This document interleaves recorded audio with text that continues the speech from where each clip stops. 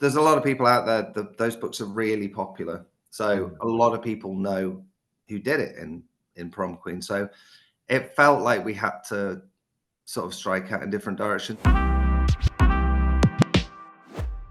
Just my first question with the film is there have been, three hugely popular Fear Street movies so far on Netflix. How did you want this one to differ and feel unique from those ones? I guess the producers, they were very open from the beginning. I mean, me and the co-writer, we pitched this idea because we were like, if we're able to do this, this would just be the most exciting thing to write ever and the most fun. So we'll pitch this, but they're never going to go for it. And then they did, and they were really excited, and they were like, okay, we're going to take this to Netflix. And we were like, oh shit, we're one step away, but Netflix are never going to go for this. And then Netflix went for it. So it was very much like we kind of had an idea for the tone and the sort of type of movie we wanted to make, and we were like, it's quite different to the first three. Are they gonna go for it? And they did. And I feel like that's, now we've done it. It's potentially opened up. It's really opened up the franchise for all kinds of different movies and styles and feelings that connect in and interact in certain ways, but are quite distinct as well. Speaking of those three films, can you kind of tease to audiences how connected this new one is? If at all, or just how much it weaves into the DNA of it? I'd say it's quite. We're sort of striking out for new territory. There's a lot more I would say about the sort of dynamics of the town, because you've got the whole Shady Side, Sunnyvale stuff, and we dig a bit deeper into what it would be like to live in a town that's a poorer and kind of messed up town. Like, it's a very sort of blue collar town. It feels like there's a lot of American towns right now that have those kind of vibes. But it does interact, and if there's maybe something very late in the movie, maybe even after the credits that could link up to the original trilogy if Oh, that's people exciting. continue through the credits. But it's definitely like, it's definitely a standalone film, and it's definitely the thing with the original films is they had this lore and they did it amazingly well, but it was all tied, apart from one question, the kind of who's got the book question. Mhm. It's very much tied up and completed in those first three movies. So it kind of felt like if we lean too hard into that, people would kind of know the answers already, because the answers are all in those three movies, apart from a few kind of loose ends.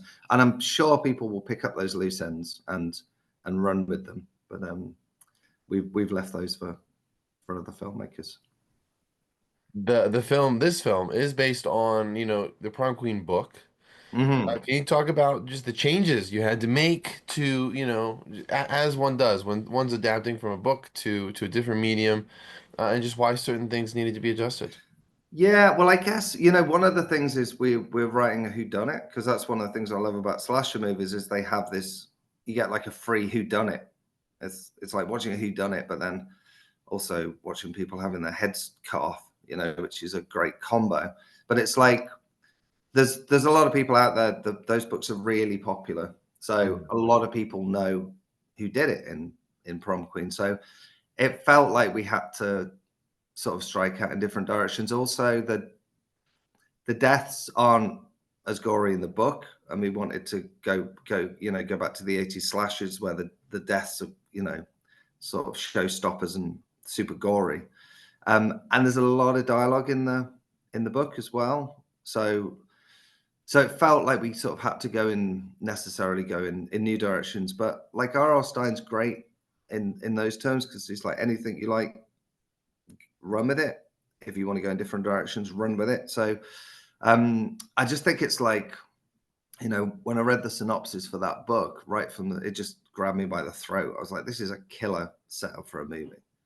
Yeah. So um, we'll take that premise, and then we'll take certain elements of the book, but we'll push out in new directions too.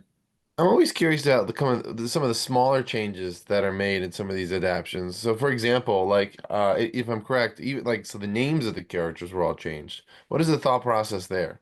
I think naming characters is quite, it's kind of a key part of the creative process for me. Like that there's a sort of there's like a feeling and a texture to the names that you pick that you kind of need in the DNA of the writing. So like Tiffany Falconer, like that Falconer name, like to me is somehow conjures up the entire essence of what that family is, you know. Yeah. So I kind of have to change the names because that naming process feels like a key part of the character design. Yeah. So it's just kind of unavoidable, you know. We have a really cool new killer in this new entry. Can you talk about just designing the killer and why that look was what you guys went with? It was really it was tough. Like I think I was thinking, you know, I'm really into like 80s giallo movies. So I wanted a kind of giallo element. But not really the black coat wasn't gonna work. The sort of classic black raincoat and giallos wasn't really gonna work because there's a lot of darkness in the film, so it'd get lost. So then I was thinking about maybe yellow because you know, I think the killer in Alice Sweet Alice from 1976 is very, very visually iconic. Um, and then we had a concept artist, and he came back with a red coat, which is something I hadn't thought about because I was like, what color are we going to put against the red lockers? It was like yellow, blue, and he came back with red on red. And like me and the producers looked at it and we were like, that is fucking sick. Like that's it. So it was a red raincoat from that point on.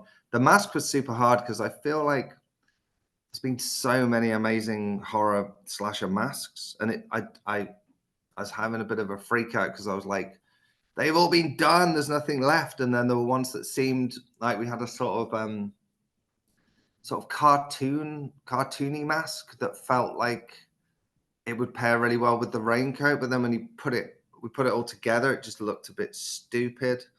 Hmm. But then eventually we happened upon this one. The production designer found it, and it was kind of an adapted version of a different mask. Um, and it just felt, you know, we looked at it and we were like, that's super creepy. So it kind of came together. I knew that it was going to be someone in a raincoat, and then the other details kind of it was you know, it was a process that was quite tough to get to the final guy. But I'm happy with I think he's cool.